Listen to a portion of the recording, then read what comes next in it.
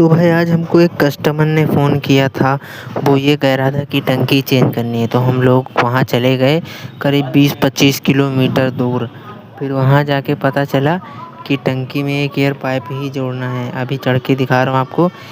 ये जो पाइप है सिर्फ इसको इसमें कनेक्ट करना है पौने इंच वाले पाइप में, और इधर जिधर एल्बो लगी है इधर एक एयर पाइप दे देना है। इस काम के कितने रुपए होना चाहिए आप लोग कमेंट बॉक्स में ज़रूर बताएं।